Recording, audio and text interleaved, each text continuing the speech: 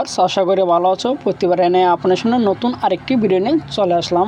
আজ আলোচনা করব আপনারা যারা যারা একাদশ শ্রেণীতে আবেদন করেছেন, আপনাদের আবেদন কিন্তু শেষ গতকাল হয়েছে, মানে 13 জুন।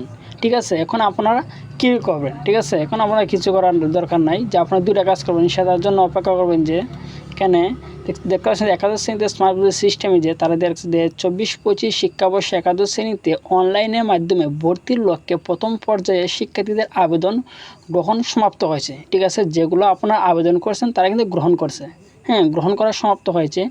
প্রথম পর্যায়ে নির্বাচিত শিক্ষার্থীদের ফল প্রকাশিত হবে 23 জুন তারিখ, বার পর রবিবার রাত 8টার পর থেকে আপনার যে কোন কলেজে আপনি চান্স পেয়েছেন সেটা কিন্তু আপনি দেখতে পাবেন যে একাদশ শ্রেণীর স্মার্ট বোর্ড সিস্টেমে কিন্তু আপনার লগ ইন করে দেখতে পাবেন। ঠিক আছে, তারপর আপনারা যে কাজটা করতে হবে যে আপনারা কিন্তু ফল প্রকাশ হওয়ার পর আপনারা কিন্তু যে প্রথম পর্যায়ে নির্বাচিত শিক্ষার্থীদের কিন্তু ফল প্রকাশ হবে কিন্তু 23 তারিখ।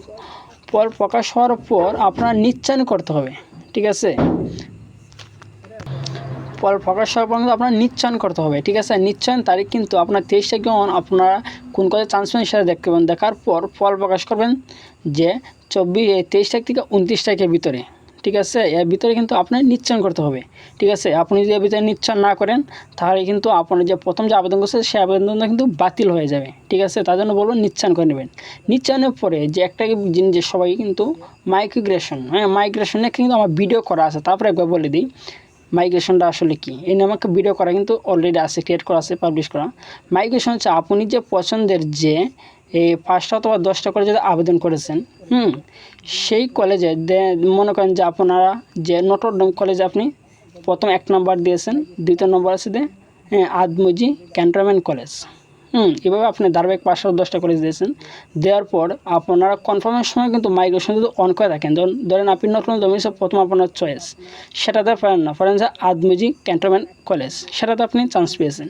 ঠিক আছে, আপনি যদি কনফার্ম করেন যে আদমজি ক্যান্টনমেন্ট কলেজে, ঠিক আছে, কিন্তু আপনার যে পছন্দ সেটা হচ্ছে নটরডেম কলেজ, আপনি যদি যে মাইগ্রেশনটা অন করে রাখেন তাহলে নটরডেম কলেজে যদি কোনো সিট খালি হয়, তাহলে কিন্তু আপনি অটোমেটিকলি কিন্তু মানে প্রমোশন পেয়ে কিন্তু আপনি নটরডেম কলেজে আপনারা কিন্তু ট্রান্সফার হয়ে যাবেন অথবা ভর্তি হতে পারবেন পরে। ঠিক আছে, যদি পান আর কি।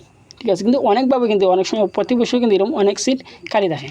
ঠিক আছে, আর আরেকটা কথা যে আপনারা অনেকে বলেন ভাই আসলে এই কলেজে যে সিস্টেমটা কীভাবে তারা আমাদেরকে মানে আমি কোন কলেজে পাইছি তারা কীভাবে বিবেচনা করে, সেটা হচ্ছে আপনার রেজাল্টের উপর ডিপেন্ড করে এবং কলেজের উপর ডিপেন্ড করে। যে মনে করেন যে নটরডেম কলেজ আছে 500 সিট। ঠিক আছে, 500 সিটের মধ্যে আবেদন হচ্ছে 5000।